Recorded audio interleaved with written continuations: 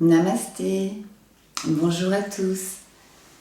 Je suis très heureuse de vous retrouver aujourd'hui pour cette 6e vidéo capsule des 12 clés pour l'ascension. Dans ce chemin vibratoire d'évolution vers plus de légèreté, plus d'unité, de paix, à la fois à l'intérieur de nous et à installer dans le concret, dans la vie, tout autour de nous. Merci à ceux qui m'encouragent, me soutiennent et m'accompagnent dans ce chemin d'évolution depuis le début. Bienvenue à tous ceux qui nous rejoignent en cours de route. Comme je l'ai expliqué quelquefois, je me suis sentie appelée à faire ces vidéos pour nous accompagner sur ce chemin d'évolution que je sens très intense, avec cette vague de gros nettoyage, de nettoyage personnel, de nettoyage karmique, collectif et individuel, qui bouscule pas mal. Je ne sais pas comment vous êtes actuellement, mais avec cette dernière pleine lune, dans cet axe taureau-scorpion qui nous invite à aller voir vraiment encore nos profondeurs et y mettre de la lumière, ça peut être assez déstabilisant et ça peut faire vivre quelques yo-yo émotionnels en tous les cas. Jusque dans ce mouvement un peu de nettoyage, de libération qui va, je pense, perdurer encore un peu jusqu'à cette fin d'année pour pouvoir recommencer un nouveau cycle plus léger, plus vivant et qui ressemble à l'humain divin que l'on est. Et c'est justement de cet humain divin qu'on va parler aujourd'hui et de nos pouvoirs divins de créateurs. Nous sommes les créateurs de notre vie. Quand nous reprenons notre pouvoir, quand nous reprenons la maîtrise de qui nous sommes. D'ailleurs, c'est difficile à contredire quand on voit qu'on peut créer la vie. Il y a quoi de plus magique en soi que de créer un être humain à partir d'une simple cellule, de 2 cellules qui se rencontrent. On crée un individu à part entière, autonome, avec ses propres pensées, ses propres émotions. Waouh, c'est magique. On a beau connaître le processus, et en tant qu'infirmière, je l'ai appris, vécu, expérimenté dans la matière à différents niveaux. Ça reste pour moi toujours aussi magique qu'on puisse, en tant qu'être humain, donner la vie, créer la vie. Et ça prouve pour moi à quel point on est des créateurs importants. Dans une autre mesure, on pourrait dire moindre mesure, quoique je pense qu'au niveau de la création, il n'y a rien qui est vraiment moindre. Je vous répète depuis le début de ces vidéos que l'on crée notre vie à partir de ce qu'on vibre. Alors bien sûr, quand on est coincé dans notre inconscient ou dans l'ego, on va créer des choses assez limitées et parfois totalement contre-productrices par rapport à ce qu'on voudrait vraiment. Mais ces créations liées à notre personnalité qui est encore enfermée dans nos blessures, dans nos peurs, elle va nécessairement être contenue et limitée dans le champ d'expérience qu'elle va nous proposer en fonction de toutes ces choses qui vibrent en nous et qui ne sont pas conscientes ou pas réglées. Attention aussi quand on fait ce chemin de travail sur l'ego, sur la personnalité, c'est pas parce qu'on n'est plus dans des dimensions, on va dire, plus terre à terre, plus cartésiennes, que l'ego n'est plus là.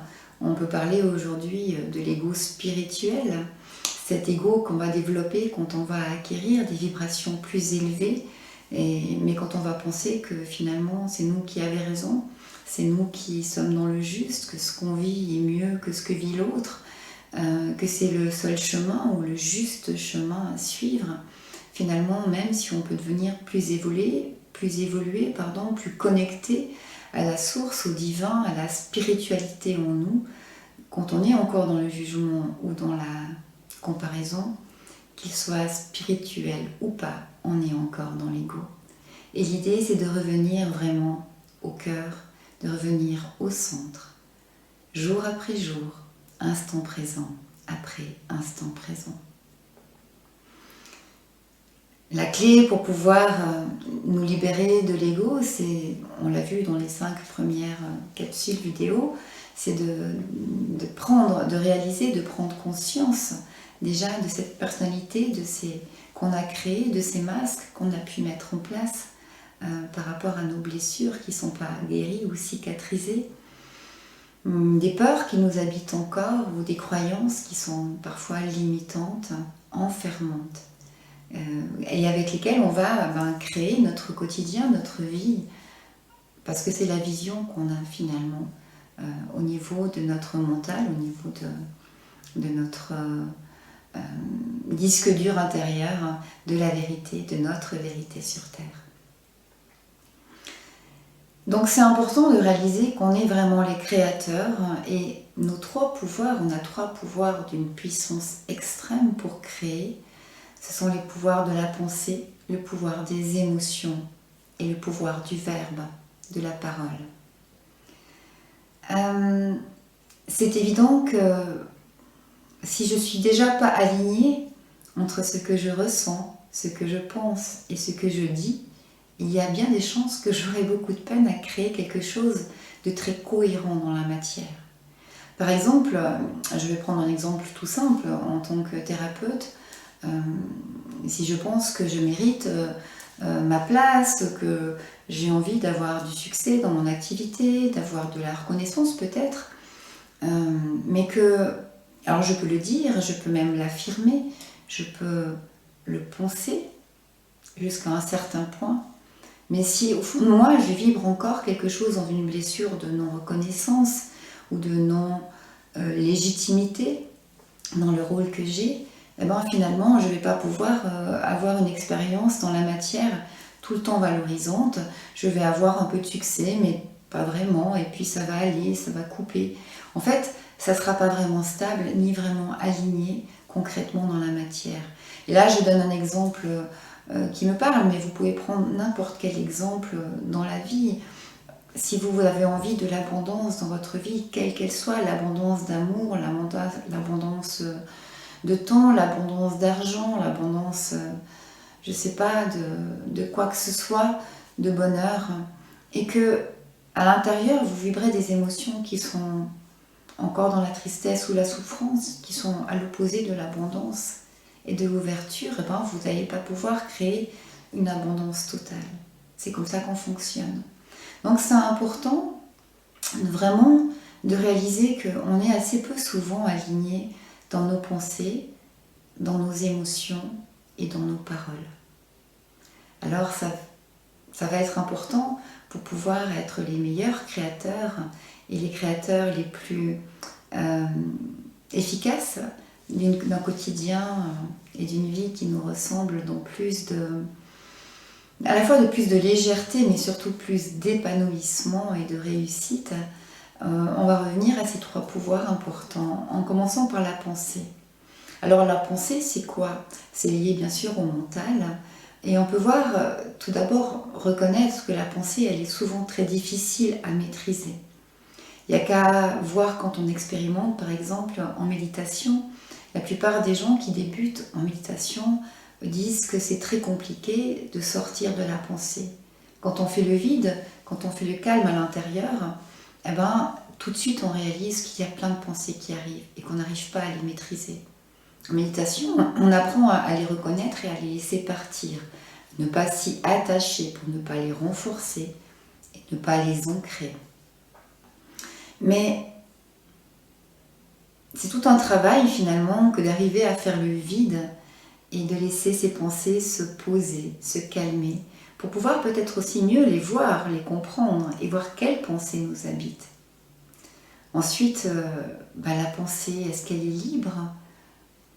Actuellement, on a quand même un petit peu l'impression qu'on va vers une pensée unique qui rassure.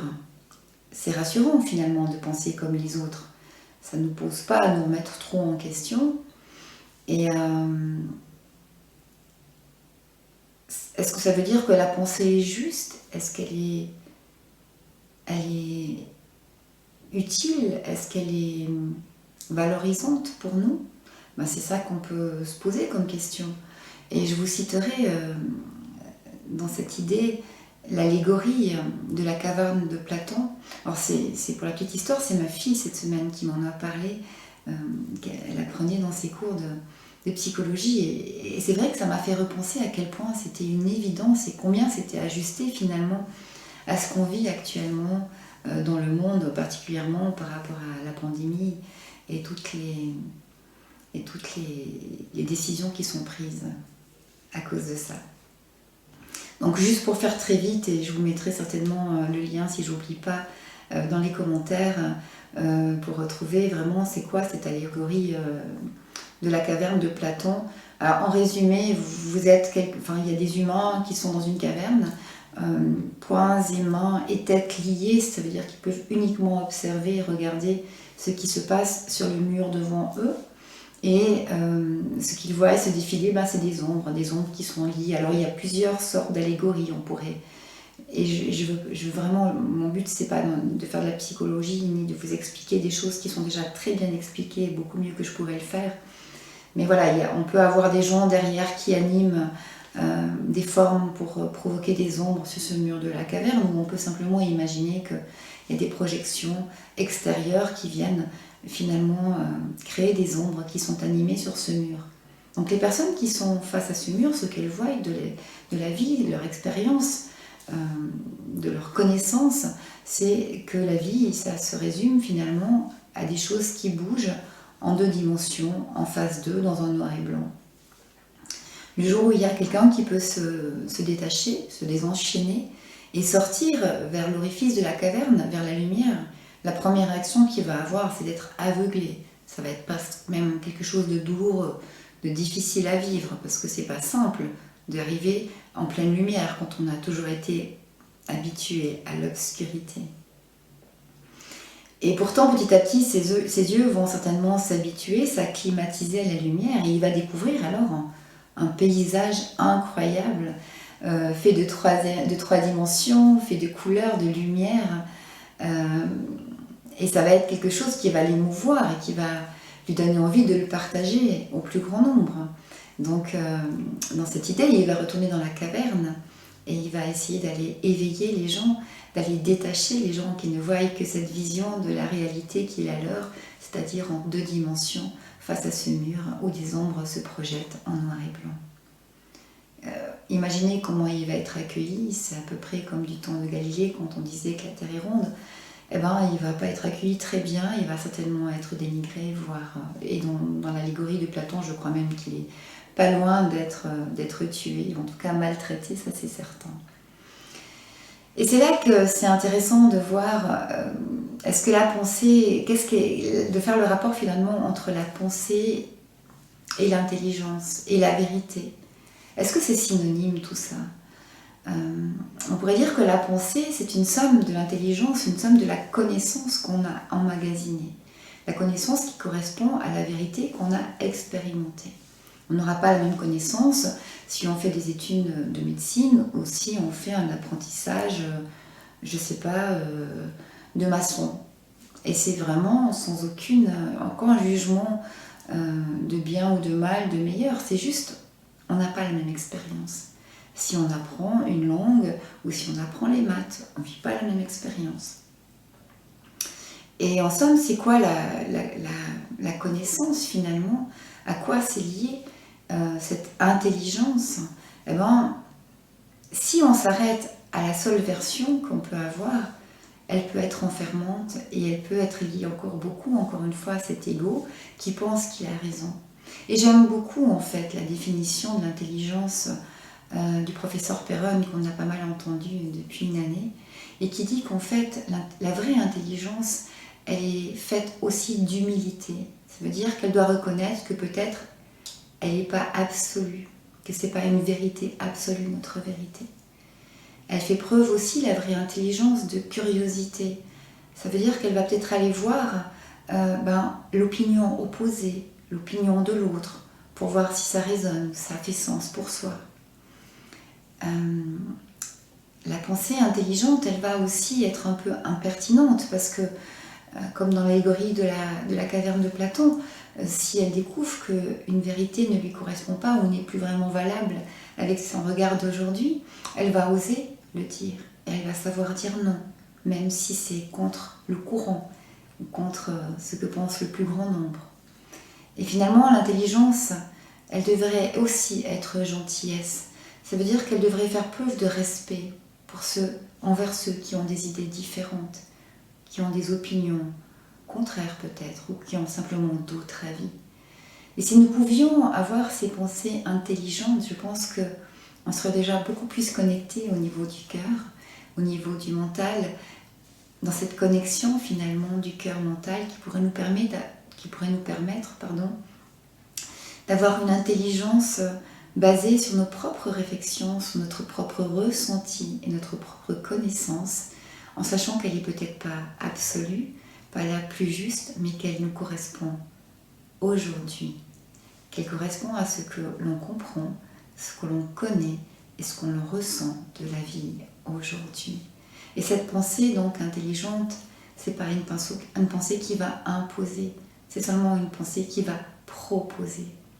Et ça fait sortir un tout petit peu de ces rôles de moutons ou complotistes dans lesquels on rentre aujourd'hui quand on suit le mouvement, ce qu'on nous propose au niveau médical en tout cas, par rapport aux solutions pour sortir de cette pandémie.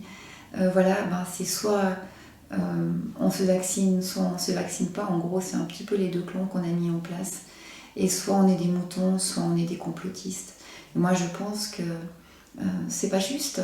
On n'est pas des moutons nécessairement parce qu'on se vaccine. On est des moutons si on ne réfléchit pas à pourquoi on fait les choses. Mais il y a beaucoup de gens, et la plupart que je connaisse d'ailleurs, qui ont fait le vaccin, qui ont réfléchi, qui ont fait des choix et qui sont en accord avec ça. Et ces gens-là, ils ne se sont pas dans l'obligation non plus d'aller dire à ceux qui ne font pas qu'ils ont tort et que ce sont des complotistes. Et dans l'autre matière, ceux qui décident de faire le vaccin n'ont pas à juger les gens qui sont vaccinés comme des gens qui suivent le mouvement. Peut-être qu'ils ont fait tout un chemin intérieur aussi, qui leur ont fait faire ce choix-là, dans les deux sens. On peut peut-être essayer de sortir de la version du noir ou blanc, qui correspond un peu à cette version enfermante dans l'allégorie de Platon, où on peut regarder qu'en deux dimensions devant soi, c'est juste des ombres qui bougent, c'est soit du noir ou du blanc. Alors que la vie, elle est pleine de couleurs, elle est très différente. Et finalement, les pensées multiples nous font grandir, nous interrogent et nous permettent finalement d'arriver à quelque chose de plus lumineux, de plus complet que la pensée qui est unique. Donc comme on a vu, la pensée, c'est quelque chose qui n'est pas facile à maîtriser, mais qui va faire des créations du mental qui vont vraiment influencer la matière. Ce que je pense va créer une émotion. Et mes pensées et mes émotions vont vibrer dans la matière et vont me faire expérimenter la vie d'une certaine manière. Donc si la pensée, c'est un petit peu le contenant, on va dire que un contenant, en plus, si elle correspond au mental, la pensée, on a donc notre mental conscient, le mental qui ressent, qui agit, qui perçoit et qui est souvent lié à l'émotion. On a le mental inconscient, celui qui est finalement réprimé, non perçu en tout cas, et qui va créer aussi par rapport à un champ vibratoire des expériences de notre vie. Et en fait, on pourrait parler du mental supraconscient, comme l'appelait Jung. C'est finalement un mental, alors on peut dire supérieur, pour faire la différence finalement entre le mental du petit moi, comme disait Jung, ou alors du moi supérieur, mais on pourrait vraiment dire que c'est un mental finalement spirituel, un mental qui englobe un plus grand champ de conscience qui est lié à l'esprit et peut-être à la divinité, à la spiritualité qu'on est aussi. Donc en fait, ces mental, il va créer aussi beaucoup d'émotions différentes et donc si le mental est le contenant, l'émotion va être le carburant. celui qui va induire finalement le mouvement dans l'énergie, des vortex vibratoires qui vont nous faire finalement expérimenter des tas de choses différentes dans la vie, voulues ou pas. Toute cette émotion, elles sont le résultante et en réaction finalement à nos expériences psychosensorielles, psychophysiologiques, spontanées ou automatiques. Quand on est dans notre ego, quand on est dans notre système de personnalité et de croyances liées à l'ego, on est souvent lié à des émotions qui sont restreignantes ou négatives, rarement agréables et le plus souvent subies. Donc l'idée de créer des émotions plus pures, c'est de monter vraiment au niveau du cœur. Et c'est tout un travail personnel à acquérir pour passer de cette conscience un peu restreignante de la personnalité et de l'ego à une conscience de plus en plus élevée où l'émotion va devenir de plus en plus pure, où on va vibrer de plus en plus une énergie d'amour qui est finalement l'essence spirituelle de qui on est. Donc plus on va être connecté au cœur, plus on va être connecté avec notre conscience supérieure et plus on aura des chances d'expérimenter et de créer finalement des choses plus élevées sur Terre aussi qui correspondent à plus de grandeur et qui vont nous connecter avec notre moi supérieur, avec l'aspect divin en nous. Et c'est très... Les pensées et les émotions, elles sont vraiment intimement liées à notre pouvoir intérieur, à notre pouvoir de liberté intérieure, qui va être finalement libéré de toutes les peurs, les contraintes et les émotions qui ne sont pas encore réglées, qui ne sont pas encore digérées, qui sont encore à fleur de peau et qui continuent à nous positionner dans un rôle de victime, alors que nous sommes vraiment des créateurs puissants. La troisième manière de créer la vie, c'est vraiment la parole. Et c'est le pouvoir le plus puissant, parce que dans la parole, on va déjà rentrer dans une onde matière, dans une onde qui agit directement au niveau de la matière, puisque si dans les pensées et dans les émotions sont des vibrations subtiles qu'on ne va pas pouvoir nécessairement ressentir, qu'on pourrait tout à fait photographier, par exemple, avec les outils aujourd'hui pour photographier l'aura, par exemple, mais qui sont pas visibles et pas perceptibles dans la matière, l'onde son, l'onde vibratoire de la parole, elle est connectée au sens de l'ouïe déjà, et elle va pouvoir être donc perçue dans la matière tout à fait différemment. Et c'est vraiment le plus grand des pouvoirs créateurs qu'on a. C'est pour ça que je vais vous proposer une ou deux capsules uniquement sur ce pouvoir de la parole, parce que je pense que vraiment c'est au-delà de ce qu'on peut penser, ce pouvoir-là. Je l'ai expérimenté de différentes façons depuis un peu plus d'une année et demie maintenant, et je pense que ça vaut vraiment la peine de s'arrêter et de prendre du temps pour reprendre conscience de ce pouvoir-là. Mais pour aujourd'hui, déjà, prenons conscience du pouvoir de nos pensées qui vont créer aussi des vibrations, des émotions, et de l'importance finalement de nous aligner sur nos pensées, sur nos émotions et dans nos paroles. Si on est aligné si je suis alignée dans ce que je pense, dans ce que je ressens et dans ce que je dis, je vais pouvoir à ce moment-là avoir un pouvoir créateur qui va être très puissant et qui va s'inscrire facilement dans la matière. Pour y arriver, ça veut dire simplement, encore une fois, revenir à soi, observer et lâcher prise. Et ça veut dire quoi, lâcher prise? Lâcher prise, c'est lâcher l'idée de vouloir les choses telles qu'on pense qu'elles sont, telles qu'on voudrait qu'elles soient, pour accepter simplement les choses comme elles sont, dans l'instant présent. Qu'elles soient agréables ou désagréables, c'est une perception qu'on va mettre. Elles sont simplement. Et lâcher prise, ça veut dire accepter ce qui est, comme ça l'est. Même si on ne peut pas le comprendre, même si ce n'est pas toujours agréable.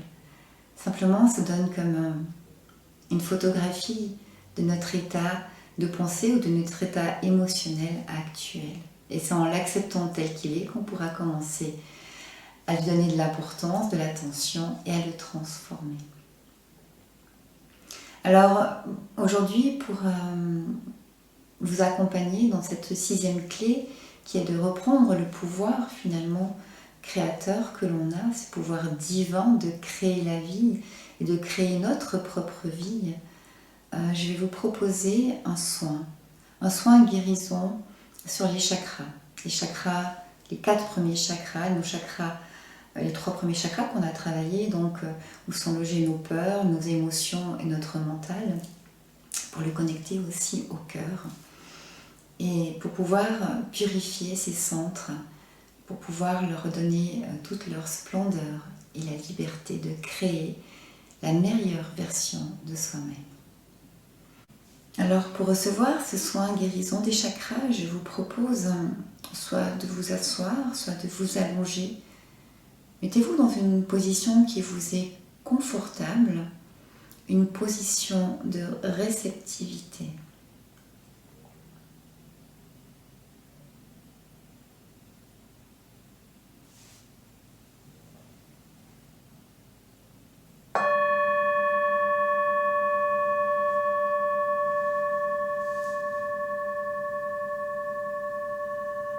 Et je vous invite à fermer les yeux et à faire quelques respirations profondes.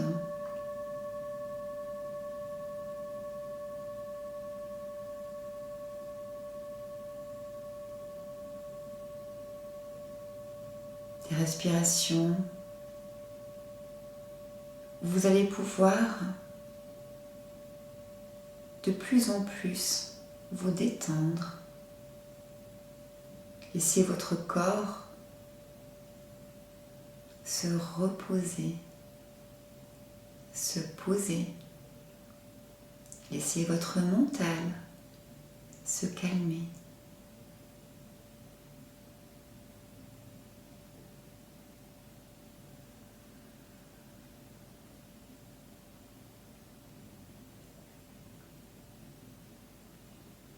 Et pour commencer, nous allons utiliser les respirations soufis qui sont liées en fait aux 4 éléments. Et dans cette première respiration que je vous propose, je vais tout simplement vous inviter à inspirer et expirer calmement par le nez, en conscience, une respiration naturelle et spontanée qui va vous permettre de rééquilibrer et purifier l'élément terre lié à notre premier chakra et aux glandes surrénales. Vous pouvez imaginer que vous inspirez par le nez et expirez toujours par le nez dans votre premier centre, dans votre premier chakra à la base de la colonne vertébrale.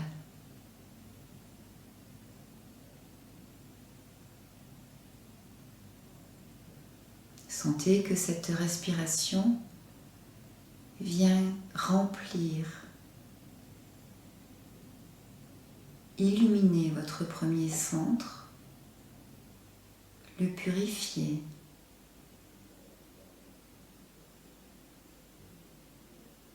Vous pouvez visualiser également vos glandes surrénales qui sont déchargées,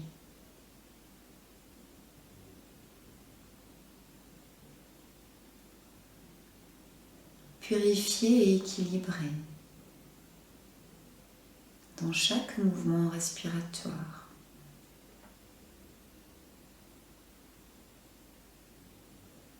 D'inspire et d'expire.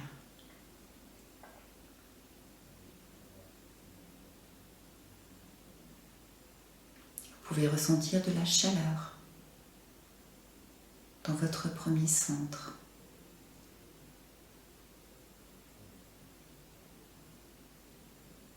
Des picotements peut-être,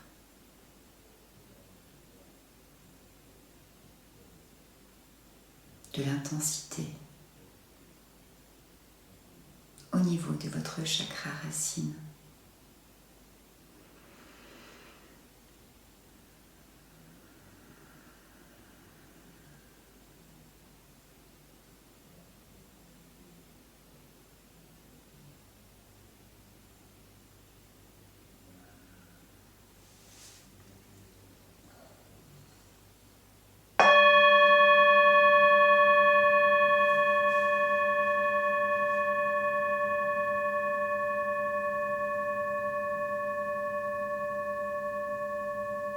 Et je vous invite maintenant à porter votre attention dans votre deuxième centre, votre chakra sacré, au-dessous du nombril.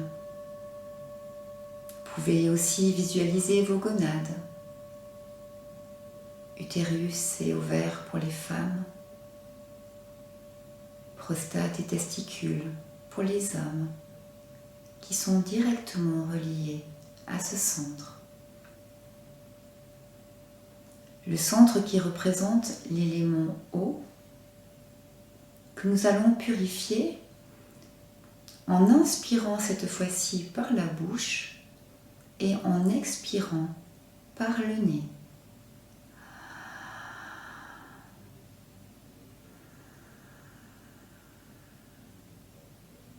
J'inspire par la bouche et j'expire par le nez. Connecté à mon deuxième centre, à mon centre sacré, à mes émotions qui se purifient, s'allègent.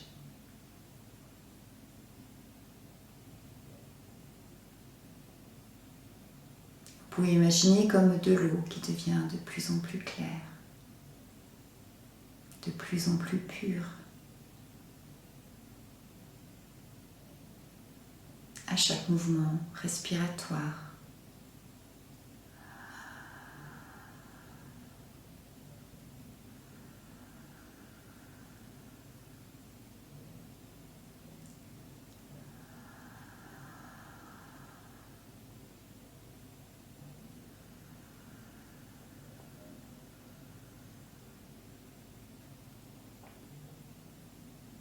Sentez le calme, de la présence, de la douceur dans votre chakra sacré.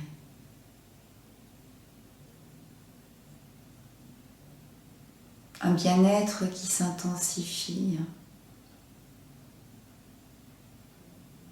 dans chaque mouvement respiratoire, d'inspire par la bouche et d'expire par le nez.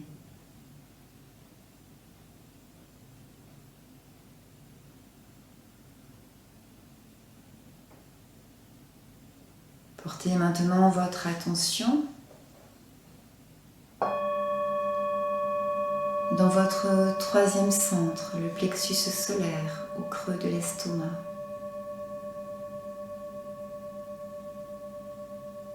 Vous pouvez visualiser le pancréas, le foie, la vésicule, tous les viscères qui sont liés à ce centre. Et nous allons le purifier en inspirant par le nez et expirant par la bouche. Ce centre étant lié à l'élément feu. J'inspire par le nez, j'expire par la bouche.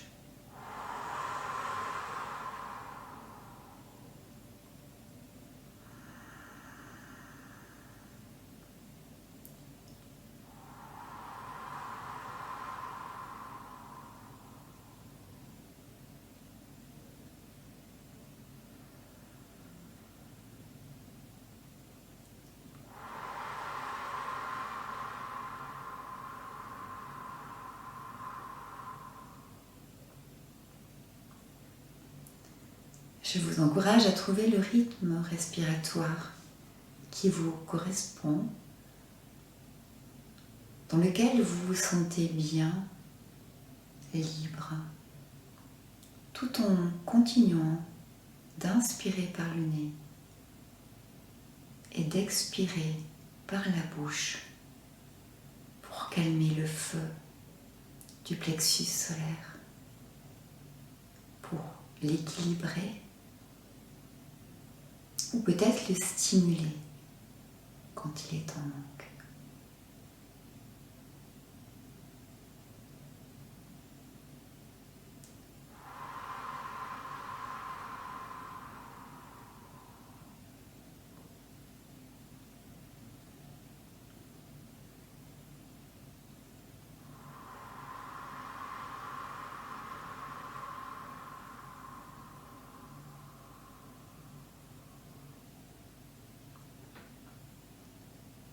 Sentez la zone de votre ventre, de votre estomac se détendre.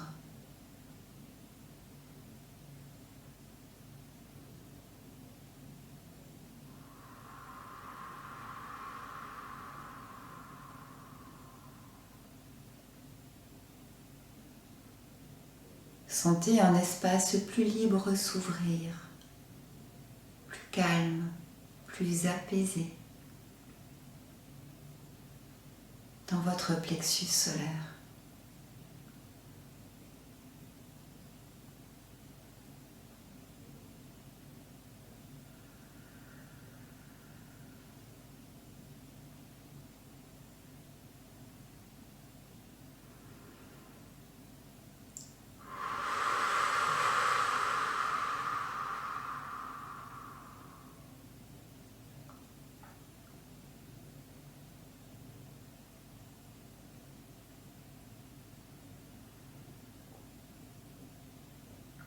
Et nous allons passer maintenant au niveau du 4e chakra, du chakra du cœur, lié à la glande thymus qui se trouve au niveau du sternum.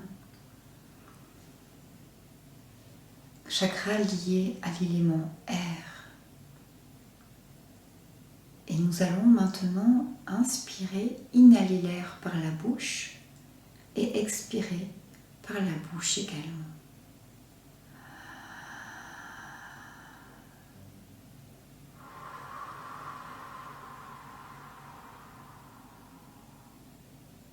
J'inspire par la bouche. J'expire par la bouche.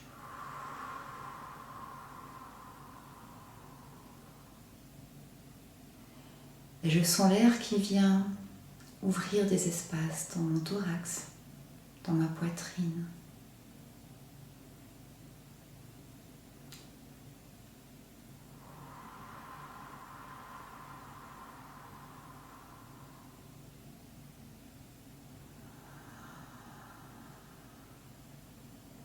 Vous ressentirez peut-être le besoin de bâiller pour laisser se transmuter tout ce qui est encore serré, fermé dans l'espace du cœur.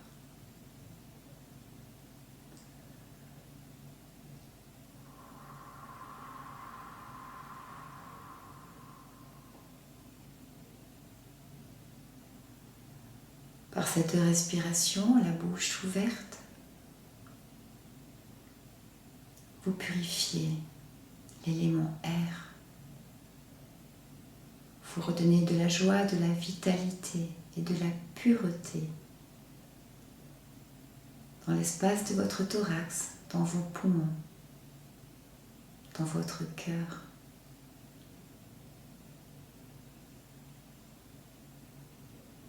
Et dans tout votre système circulatoire.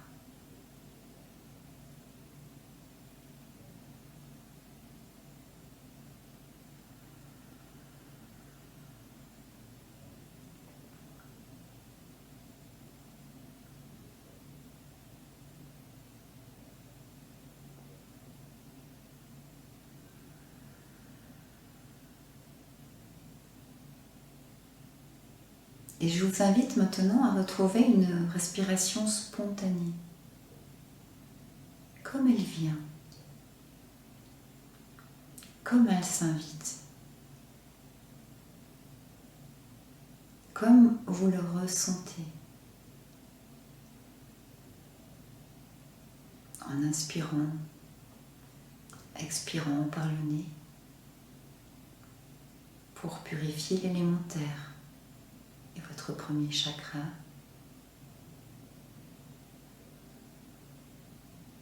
En inspirant par le nez et expirant par la bouche pour purifier l'élément feu de votre troisième chakra.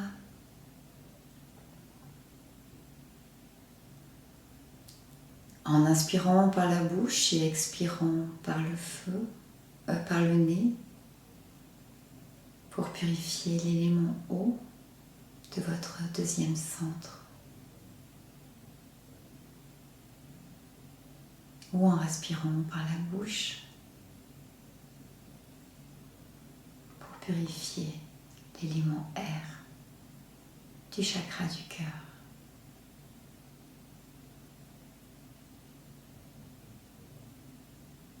Laissez votre rythme respiratoire se faire naturellement,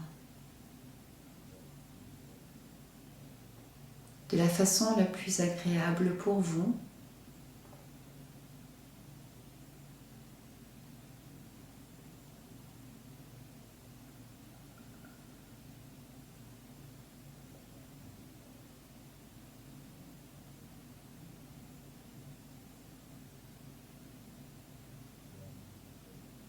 Ressentez cette force qui vous habite, cette présence au niveau de la base de votre colonne.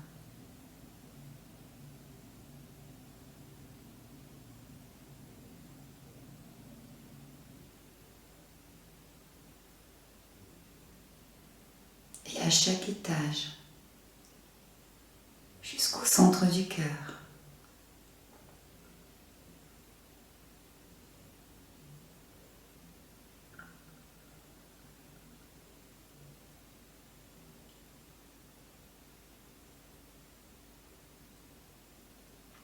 Et je vous invite maintenant à ressentir, imaginer ou visualiser un rayon doré qui descend du plus haut du ciel jusque sur votre chakra couronne, au-dessus de votre tête. Imaginez ce rayon doré pénétrer dans votre crâne, descendre dans votre gorge, jusque dans votre cœur, pour le nourrir et l'illuminer.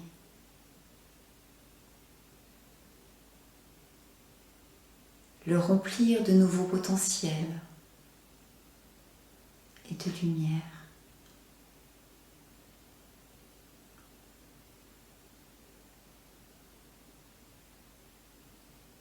Remplacez ce qui a été purifié par plus de clarté. Et laissez ce rayon doré descendre jusque dans votre plexus, au creux de l'estomac, pour le nourrir, le faire rayonner de toute votre présence divine. Et laissez le rayon doré descendre jusque dans votre deuxième centre, le centre sacré. Imaginez une eau lumineuse et dorée.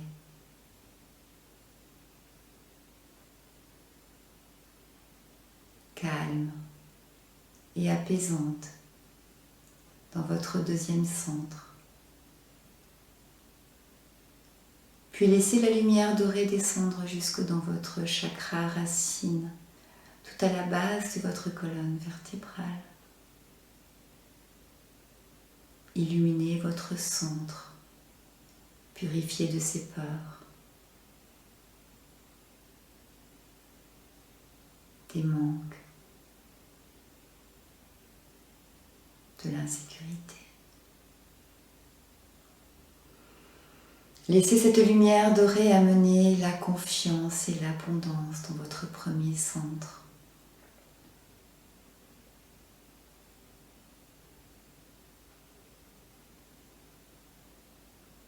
Et laissez cette lumière dorée descendre le long de vos jambes sous vos pieds pour s'enfoncer de plus en plus profondément dans la terre jusqu'à son noyau, jusqu'à son cœur,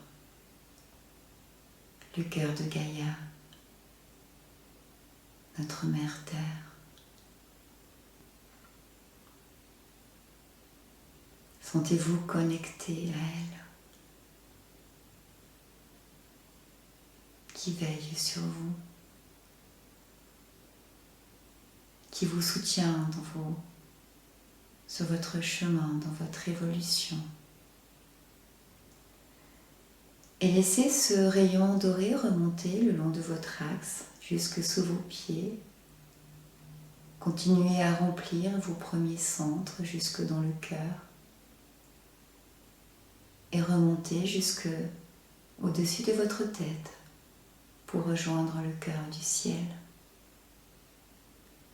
Et restez un moment dans cette circulation d'énergie lumineuse et dorée, comme une vague de lumière dorée qui descend du plus haut, vous traverse et rejoint le cœur de la terre,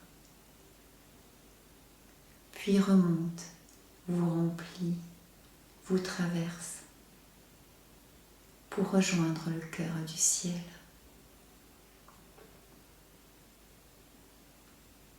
Laissez ce mouvement se faire spontanément au rythme de votre respiration.